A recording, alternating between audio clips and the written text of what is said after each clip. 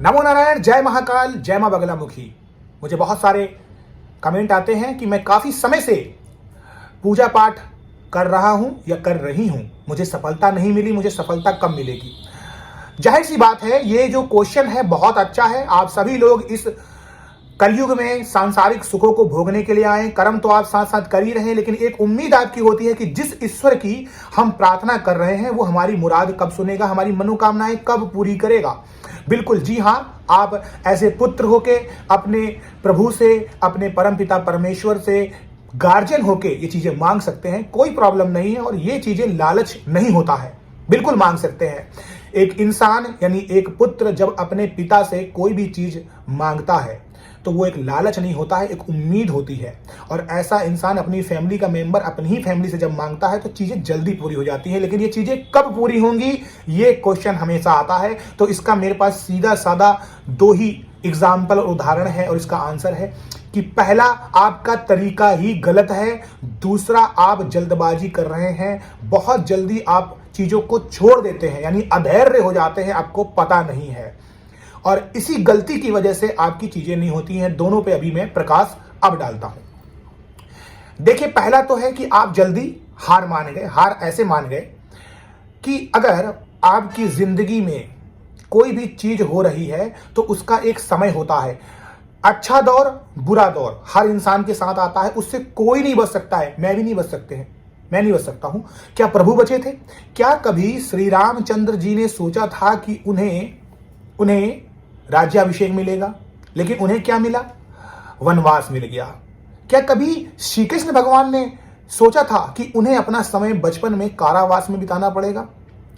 उन्हें कारावास में रखा गया। हालांकि यह अलग बात है कि बच गए। क्या कभी उन्होंने ऐसा सोचा था कि हालांकि वो कारावास की जो जगह थी उनकी जगह में उनको रख दिया गया? यह अलग बात है ना। ये तो कहावतें हैं। लेकिन मेरा बस इस वीडियो को बनाने का आज का मकसद बस इतना सा ही है कि इन उदाहरण के थ्रू मैं आपको बताने की कोशिश कर रहा हूं कि चाहे भगवान हो, हर इंसान को भी वही फल भुगतना पड़ता है जो भगवान ने किया। तो जब भगवान उन सब चीजों से नहीं बच पाए तो इंसान कैसे बच सकता है?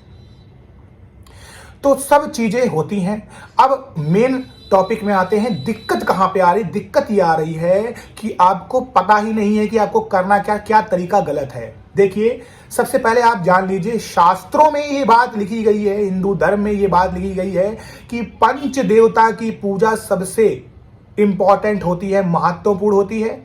आप सब देवताओं की मूर्तियां अपने घर में रख लेते हैं, जो कि गलत होता है। ये तरीका बिल्कुल भी गलत है। आपको ज्यादा मूर्ति, इतनी सारी मूर्तियों को, कैलेंडरों को, फोटो को रखने से इसका मतलब ये नहीं होता है कि भगवान आपके सामने आ जाएंगे।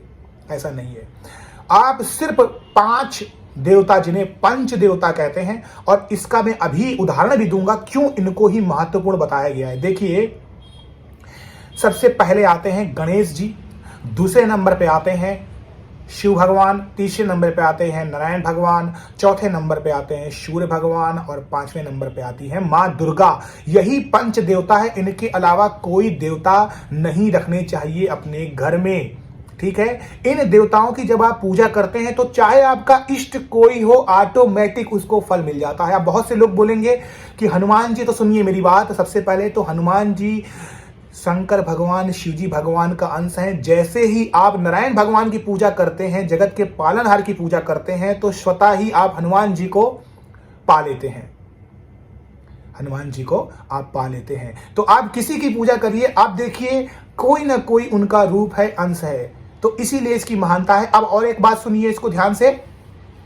दूसरी बात आती है, जो 5 देवता हैं ये पंच तत्वों को रिप्रेजेंट करते हैं। हमारे शरीर में पंच तत्व होता है। यानी क्या गड़बड़ी हो रही है? हम जब भी पूजा पाठ करने बैठते हैं तो 3 तत्व ऑलरेडी इस जगह पे मौजूद होते हैं। जिस समय मैं जहां बैठा हुआ हूं, आप जहां बैठे हुए हैं, वो आपका क्या है? वो है भूमि तत्व, यानी पृथ्वी तत्व है। आपके इर्द गिर्द वायु तत्व मौजूद है, आपके ऊपर आकाश तत्व मौजूद है। लेकिन 2 तत्व ऐसे बचे हैं जो आपको करने पड़ते हैं। तो वो तत्व क्या होते हैं? वो है आपका जल तत्व और साथ में अग्नि तत्व। तो हर इंसान को पूजा पाठ करते समय अपने सामने एक पानी का लोटा रखना चाहिए। उस लोटे से अपने ऊपर जल छिड़कना चाहिए। उस लोटे के पानी को आप पी भी सकते हैं। उस लोटे के पानी से आप संकल्प ले सकते हैं। उस लोटे के पानी से अपने आसपास कवच बना सकते हैं, रक्षा कवच बना सकते हैं, चाहे नाइफ से बनाए, हाथ से बनाए, कैसे बनाए। उस लोटे के जल से आप सौगंध लेने के बाद नारायण को अर्पित कर सकते हैं। उस लोटे के जल से आप अपनी पूरी पूजा पाठ खत्म होने के बाद नारायण भगवान को विष्णुवे नमः करके अर्पित भी कर सकते हैं 3 बार। इससे आपकी पूजा पाठ का फल इंद्रदेव नहीं चुराएंगे। तो ये हो गया जल का काम, यानी जल तत्व कंप्लीट हो चुका। उसके बाद जब भी आप पूजा पाठ करते हैं तो अब बचता है अग्नि तत्व। अग्नि तत्व को आप सभी लोग जानते हैं, बहुत इंपॉर्टेंट होता है। इसके बिना कोई भी पूजा पाठ फलित नहीं होती है, हवन कंप्लीट नहीं होता है। अग्नि बहुत महत्वपूर्ण होती है। अग्नि के प्रकाश से आपको उजाला भी मिलता है, साथ साथ आपको एनर्जी भी मिलती है। अग्नि से आपका हवन कंप्लीट होता है, आपकी साधना कंप्लीट होती है। और अग्नि यानी दिए में आपके देवता विराजमान होते हैं, इसीलिए दिए में आकृति बनती है। तो जब आप दिया जलाते हैं, दिया जरूर जलाना चाहिए, इससे आपका अग्नि तत्व भी कंप्लीट हुआ। तो ये सारी चीजें हो गई। अब बात करते हैं इन 5 देवताओं की। देखिए, जैसे ही आप शिवजी भगवान की पूजा करते हैं, शिवजी भगवान ध्यान में रहते हैं हमेशा, तो शिव भगवान आपको तंत्र का ज्ञान सिखाते हैं। तंत्र का ज्ञान बिना शिवजी भगवान की पूजा करे इन पंचदेवों में से आप तंत्र के तरफ नहीं जा सकते हैं। आप कोई विद्या अर्जित नहीं कर सकते हैं, आपको अध्यात्म का ज्ञान नहीं मिलेगा। इसके बाद जब आप मां दुर्गा की पूजा करते हैं तो मां दुर्गा उस समय आपको एनर्जी प्रदान करती है। जितनी भी एनर्जी है, जो भी आप तंत्र में जपेंगे, बहुत से लोगों को ऐसा होता है कि पूजा पाठ करी तो शरीर हीट मारने लग गया। तो ये जो हीट मारता है उसको बैलेंस करने का काम आदि शक्ति मां दुर्गा करती हैं, लड़ती हैं, आपको शक्ति देती हैं, आपको बचाती हैं।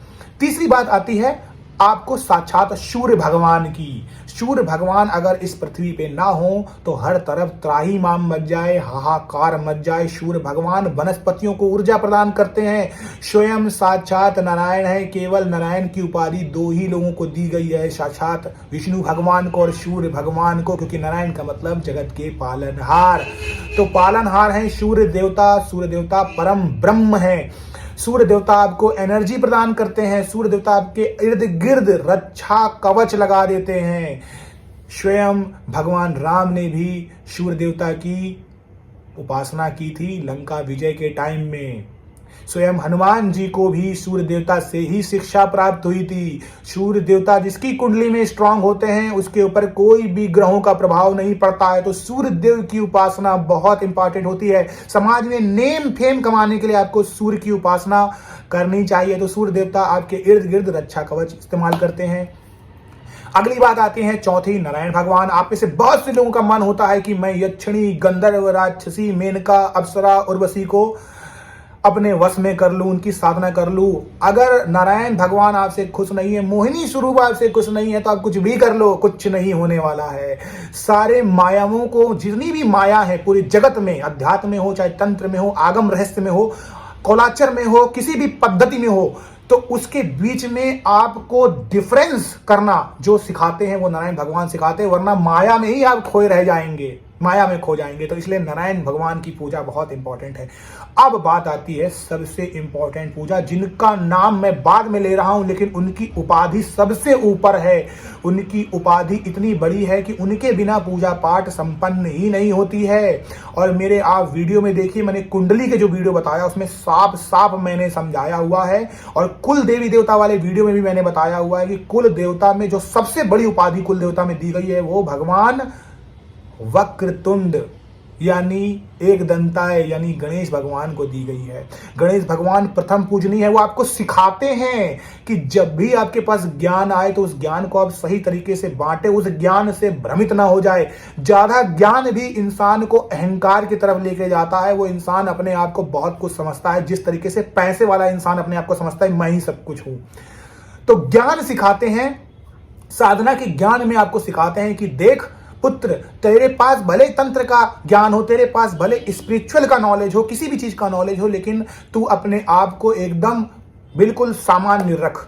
यानी आपको गलत ज्ञान और बुरे ज्ञान में फर्क सिखाते हैं कि यही सच्चा ज्ञान है, ये अच्छा ज्ञान है, दिमाग देते हैं अपना वाला। तो ये दिमाग है, इसीलिए इन पंच देवताओं का बहुत बड़ा महत्व है। इसीलिए इनको आपके चक्रा से जोड़ा जाता है, इनको आपके तत्वों से जोड़ा जाता है। तो इनकी पूजा करिए, आपको सब मिल जाएगा, भटकने की जरूरत नहीं है। आपके कोई भी इष्ट हो सकते हैं, कोई प्रॉब्लम नहीं है। जब आप इनकी पूजा करते हैं तो आप करके देख लीजिए, कोई ना कोई किसी की फैमिली से या तो कनेक्ट करेगा या उनका अंश होगा। तो आप सभी लोगों का कल्याण हो। आई होप आपको मेरी वीडियो पसंद आई होगी और इसी के साथ मैं विदा लेता हूं। नमो नारायण, जय महाकाल, जय मां बगलामुखी।